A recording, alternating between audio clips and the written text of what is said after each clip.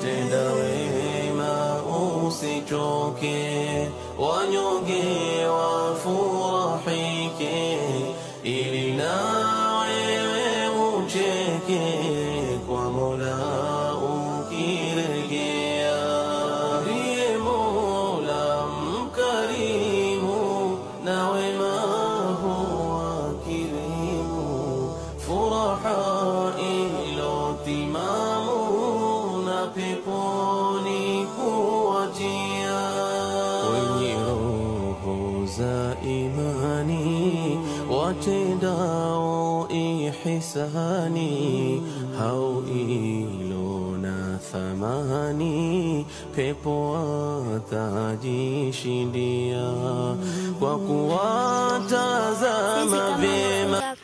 Kutoka shule ya msingi Kizuliani, tunaomba mtujengee kisima.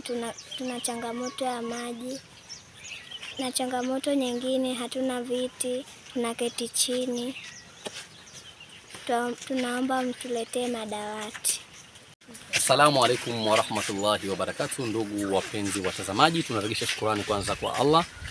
Pili, tulipata malalamishi ya shule hii ambayo ni Kizuliani Primary School kupitia kwa walimu wao, na leo hii tumeamua kufika katika shule hii.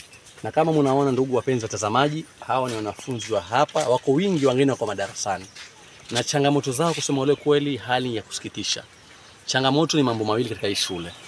Changamoto kwanza ni upande wa kisima. Wanahitaji kisima. Kusema ule kweli ni changamoto sugu sana ambayo iko kwa wanafunzi hawa. Na shule hii tunaambiwa pia wazazi wao, majirani sio mbali sana, wakipata msaada wa kisima basi tunaomba watajihisi kama wanafunzi wengine ambao wanapata huduma ya maji. Changamoto ya pili katika hawa wanafunzi, wanaomba msaada wa madawati ama viti. Wallahi tumeenda katika maklasi, hali ya kusikitisha, weather sahihi ya ubaridi na wanafunzi wanakaa chini kusoma lokoni.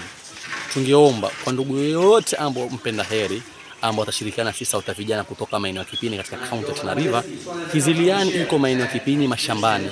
Kama unaenda upande kwa baharini kwa Alibujra huku, kuna shule inaitwa Kizuliani Primary School. Naomba kwa yule ambao tuna clip kama hii, tuzidi kushirikiana, lengo na madhumuni ndugu zetu kama hawa, wanafunzi wetu kama hawa wapate msaada wa mambo haya mawili. Kwa kwanza ni tuwachimbie kisima, msaada wa pili wapate madawati ama viti vya kukalia kulingana na weather ya huku sio mzuri. Nasema shukran wa barakallahu fiki.